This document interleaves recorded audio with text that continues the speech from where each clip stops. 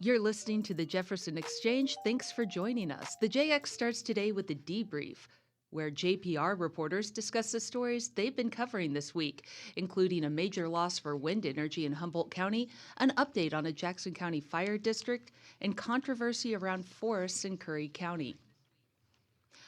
I'm Maria Carter, JPR's news director. I'm Justin Higginbottom, public health and safety reporter. I'm Jane Vaughn, housing, homelessness, and education reporter. And I'm Emma J. Nelson, JPR's intern for the summer. Emma J., you reported on the Humboldt Bay offshore wind project this week. What's the update there? Well, the project lost a pretty significant chunk of its funding last week, I'd say. The U.S. Department of Transportation withdrew the nearly $427 million grant that was awarded to the project. All? No, that's it. No, actually, it's not. Because on top of that, the Maritime Administration terminated its $20 million grant to the offshore wind project's planning and design. In the announcement of the cancellations, the Transportation Secretary Sean Duffy called these, quote, fantasy wind projects. The announcement said the funds would be redistributed to port upgrades and other infrastructure projects where possible. And you said the $20 million was going toward the planning and design. How was the larger grant going to be used? It would have gone towards just about everything else. The Humboldt Bay Harbor would get extensive port upgrades from paved access roads to a larger area to dock boats, so just a better port overall. It would also, of course, fund the construction of the terminal itself. Chris Mickelson from the Harbor District said that the terminal, which is called the Heavy Lift Marine Terminal, is true to its name. It'd be doing a lot of the heavy lifting for the offshore wind project and the Northern California coast as a whole. That terminal would be used to assemble, launch, and maintain a fleet of floating wind turbines. And once deployed, it's estimated that those turbines could power over 500,000 homes in California. 500,000. That's a lot. Yeah. So is the project over then? That's a little unclear at the moment, but pretty sure no. Mickelson says the funding withdrawal could be an opportunity for the state of California to kind of step up to the bat and fill those gaps in funding. However, he didn't mention any set plans. It was more just kind of a hopeful statement. Mickelson did say that the Harbor District still has a good relationship with the Department of Transportation as a whole. The U.S. Department of Transportation. Yes. It just doesn't currently align with the administration's goals. So according to Mickelson, the Harbor will apply for other federal grants in the future. Maybe after this administration, Maybe. it sounds like. Yeah. Okay.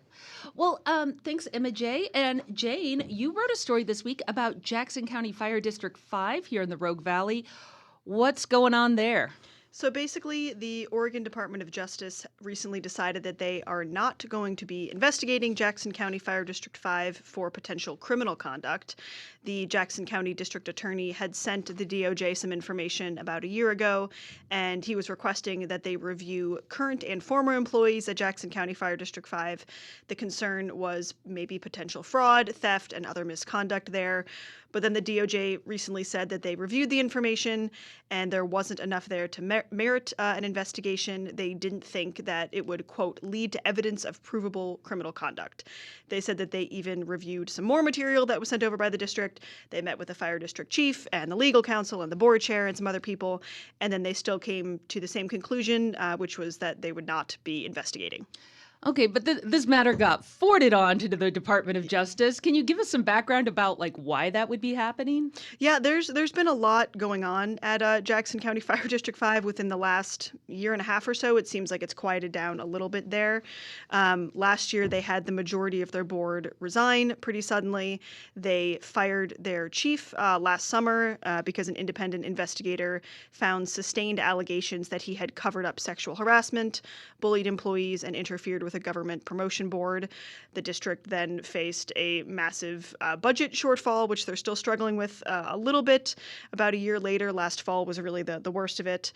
And then they actually signed what's called an intergovernmental agreement, an IGA, with a nearby fire district, Fire District 3. And so that sounds like helped them out really a lot. So Fire District 3 is providing administrative support and other services. So all those back office things. Exactly, yeah, that they're sort of sharing, and the oversight of their chief, whose name is Mike Hussey. So Fire District 5 doesn't have its own chief anymore. They kind of share a chief with Fire District 3, and they're operating under this intergovernmental agreement. So there's been some ongoing turmoil there that seems to have sort of settled out a little bit recently. But then in more recent news, there's an article in the Rogue Valley Times that the former chief who was fired, Charles Hanley, was fired last summer, has apparently filed a lawsuit against current and former board members in the district. He's alleging retaliatory defamation. So again, I haven't been able to get a copy of that document yet, but there's a great story in the Rogue Valley Times about it. So there might be some more bumps ahead for the district.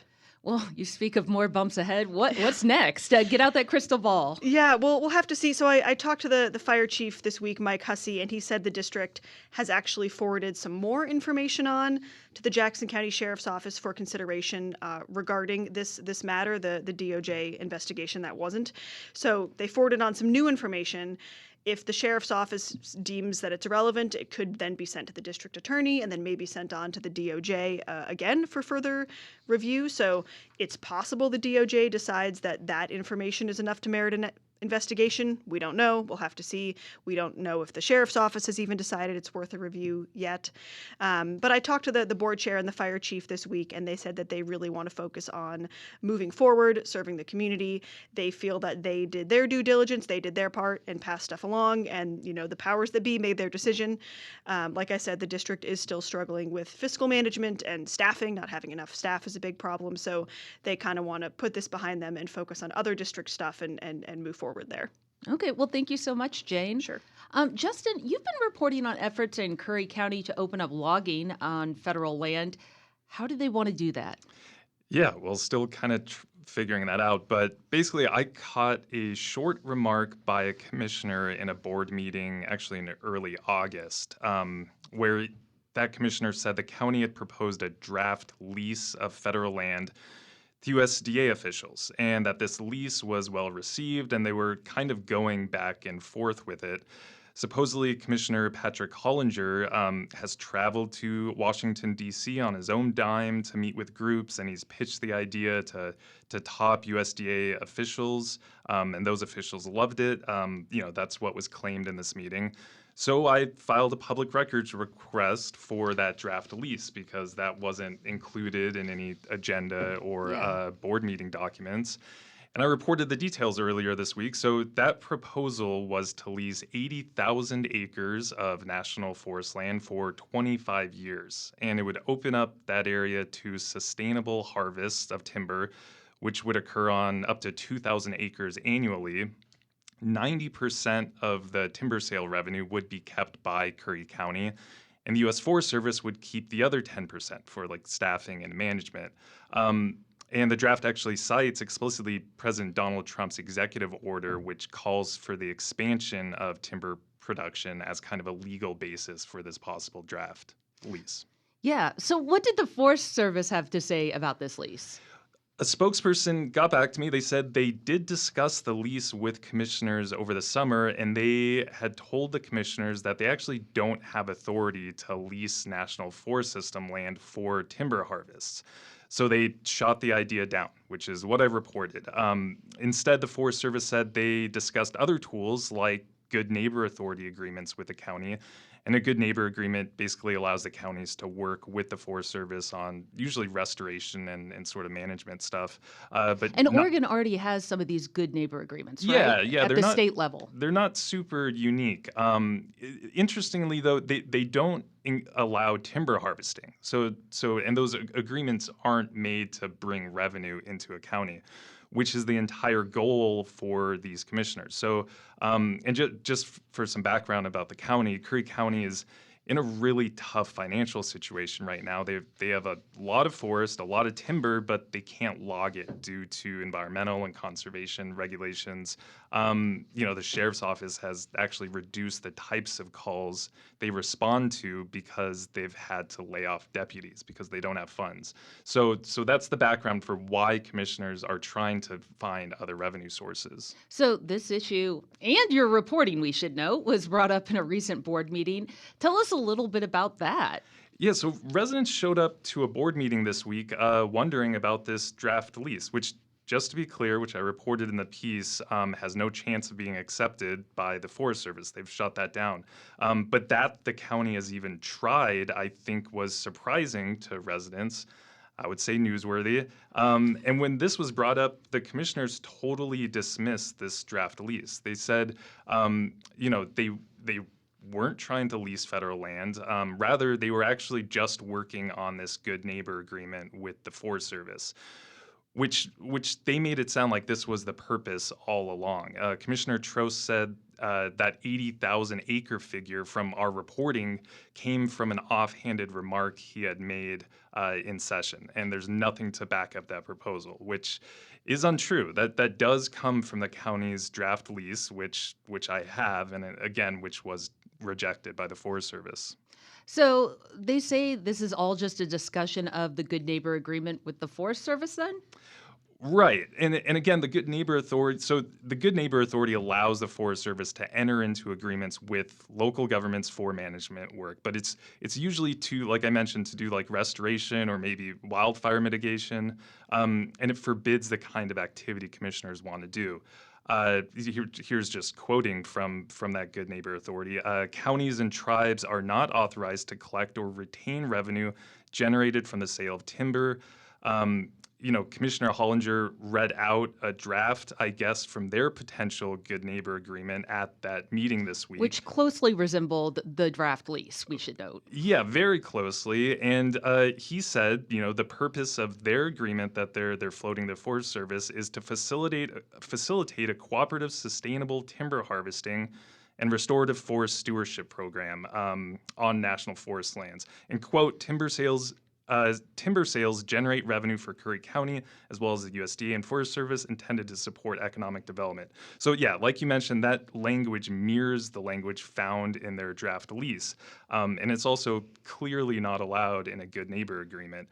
Trost later emailed me and at least acknowledged that the county did send this draft lease to the Forest Service, but he said it was just to open the door to a Good Neighbor Agreement. So why would commissioners use that strategy, sending a lease instead of just like going through a normal route in getting this agreement? I have no idea, and Trost hasn't answered that. Fair enough. Yeah, but this process of commissioners trying to open up federal land for timber harvesting, I think should be transparent. And that's why their meeting this week kind of brought residents, because they had no idea that commissioners were still attempting to do this. And just to be clear, many in the county want this. They actually want to open up their forests for logging. There's also many that don't. They want to keep those forests conserved. But everyone should know what's been going on in the background in Curry County, especially when commissioners have made pretty bold claims about this coming agreement. Commissioner Hollinger has called it one of a kind and a potential model for other counties. And I'm still trying to piece together what that actually means, but we'll have some more reporting on that this week. Okay, well, thank you, Justin. And in a few days, it will be the 5th anniversary of that Alameda fire that destroyed thousands of homes in the Rogue Valley. Next week, during Morning Edition, we'll have stories looking at how the Rogue Valley has recovered and what still needs to be done.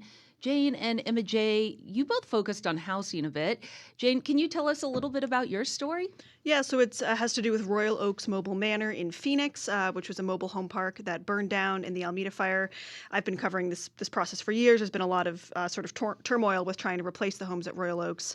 The state had tried to buy some manufactured homes, were found to be unfit to live in. There's a lawsuit ongoing there, but it's been a really long process. People are now starting to move back in there. So my story is basically reflecting back on that 5-year process at Royal Oaks, what happened, what went wrong there, and focusing on one woman who used to live at Royal Oaks and her story. And Emma J., you took a look at housing, but a solution for temporary housing. What was that solution and how did it work out? Yeah, so the Gateway Transitional Housing Project is over in Talent. It housed a bunch of students and families from the Phoenix Talent School District in state-provided RVs until actually just this August. So kind of the inverse of Jane's, of moving back in versus they're starting to move out. I looked at how the state, city, and school district all came together to bring these people back home. And Justin, briefly tell us a little about your story. Yeah, well, basically during the Alameda fire, first responders and actually residents in the Rogue Valley learned a lot of lessons. And in my reporting, we'll deal with which lessons they've learned and how things have changed since 2020. And to summarize, get your go bag ready. Yeah, get a go bag ready. Okay, well, that's it for the debrief this week. Thanks for listening. You can reach the newsroom with comments on our coverage and suggestions for things we should cover in the future through our news tip line. That's on our website at ijpr.org. And you can find this program and more at jeffexchange.org or on your favorite podcast platform.